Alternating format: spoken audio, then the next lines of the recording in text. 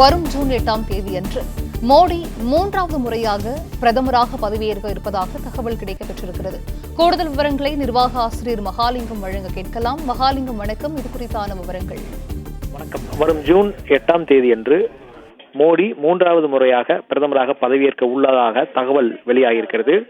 அதற்கேற்ப குடியரசுத் தலைவர் மாளிகையில் பொதுமக்கள் செல்வதற்கான வாய்ப்புகள் மிக குறைவாகவே உள்ளதாக தகவல் சொல்லப்பட்டிருக்கு. அதாவது 5ஆம் தேதி இன்றிலிருந்து 9ஆம் தேதி வரைக்கும் பொதுமக்கள் பார்வையிட தற்பொழுது தடை விதிக்கப்பட்டிருப்பதாக தகவல் சொல்லப்பட்டிருக்கிறது.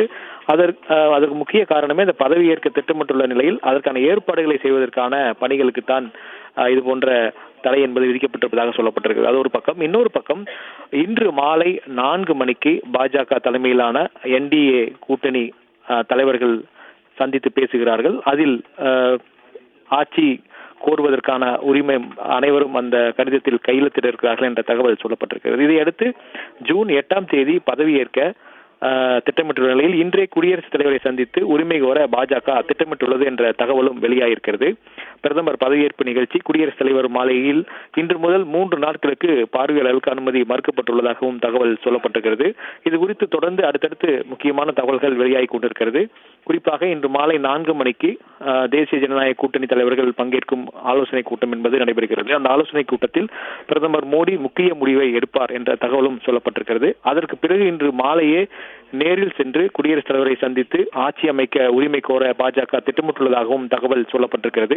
இந்த சூழ்நிலையில்தான் இன்று காலையில் நடைபெற்ற அமைச்சரவை கூட்டத்தில் 17வது அமைச்சரவை கலைப்பதற்கான பரிந்துரை என்பது தற்போது அனுப்பப்பட்டிருக்கிறது. குடியரசுத் தலைவருக்கு அனுப்பப்பட்டிருக்கிறது. குடியரசுத் தலைவர்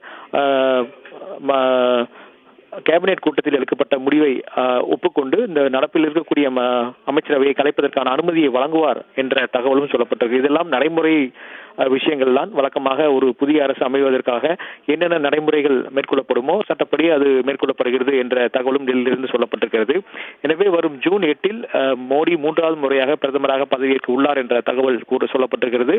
அதற்கான திட்டமிடல்கள் தற்பொழுது குடியரசுத் தலைவர் அலுவலகத்தில் நடைபெற்று வருவதாகவும் இன்றே குடியரசுத் தலைவரை நேரில் சந்தித்து ஆட்சி அமைக்கும் உரிமை கோர பாஜக திட்டமிட்டுள்ளதாகவும் தகவல் வெளியாகியிருக்கிறது.